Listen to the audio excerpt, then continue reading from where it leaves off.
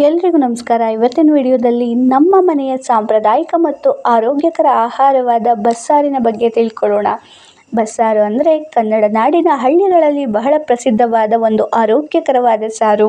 ಸಾಮಾನ್ಯವಾಗಿ ಬೇಳೆ ಬೇಯಿಸಿದ ನೀರಿನಿಂದ ಮಾಡುವ ಈ ಬಸ್ಸಾರು ರುಚಿಗೂ ಆರೋಗ್ಯಕ್ಕೂ ತುಂಬಾ ಒಳ್ಳೆಯದು. ಹೆಚ್ಚಾಗಿ ತೊಗರಿಬೇಳೆ, ಹುರುಳಿಕಾಳು ಅಥವಾ ಹೆಸರುಬೇಳೆ ಬೇಯಿಸಿದ ನೀರನ್ನು ಬಳಸಿರ್ತಾರೆ. ಅದಕ್ಕೆ ಬೆಳ್ಳುಳ್ಳಿ, ಜೀರಿಗೆ, ಮೆಣಸು, ಹಸಿಮೆಣಸಿನಕಾಯಿ ಮತ್ತು ಕರಿಬೇವನ್ನು ಹಾಕಿ ಸುವಾಸನೆಯಿಂದ ಒಗ್ಗರಣೆಯನ್ನು ಕೊಡಲಾಗುತ್ತದೆ.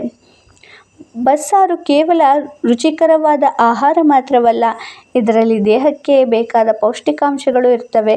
ಇದು ಜೀರ್ಣಕ್ರಿಯೆಗೆ ಉತ್ತಮವಾಗಿರುತ್ತೆ, ಹೊಟ್ಟೆ ಹಗುರವಾಗಿರೋದಕ್ಕೆ ಸಹಾಯ ಮಾಡುತ್ತೆ. ಜ್ವರ ಅಥವಾ ದಣಿವಿನ ಸಮಯದಲ್ಲಿ ಬಿಸಿ ಬಸ್ಸಾರು ಕುಡಿದ್ರೆ ದೇಹಕ್ಕೆ ಚೈತನ್ಯ ಸಿಗುತ್ತೆ. ಗ್ರಾಮೀಣ ಪ್ರದೇಶಗಳಲ್ಲಿ ಇಂದಿಗೂ ಬಸ್ಸಾರು ಮತ್ತು ರಾಗಿ ಮುದ್ದೆಯ ಸಂಯೋಜನೆ ಬಹಳ ಜನಪ್ರಿಯವಾಗಿದೆ.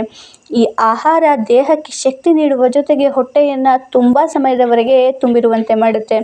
ಇಂದಿನ ಫಾಸ್ಟ್ ಫುಡ್ ಜೀವನದಲ್ಲಿ ಇಂತಹ ಸಾಂಪ್ರದಾಯಿಕ ಆಹಾರಗಳನ್ನು ಮರೆಯಬಾರದು. ನಮ್ಮ ಹಿರಿಯರು ಬಳಸಿದ ಈ ರೀತಿಯ ಆಹಾರ ಪದ್ಧತಿಗಳು ಆರೋಗ್ಯಕರ ಜೀವನಕ್ಕೆ ಉತ್ತಮ ಉದಾಹರಣೆ.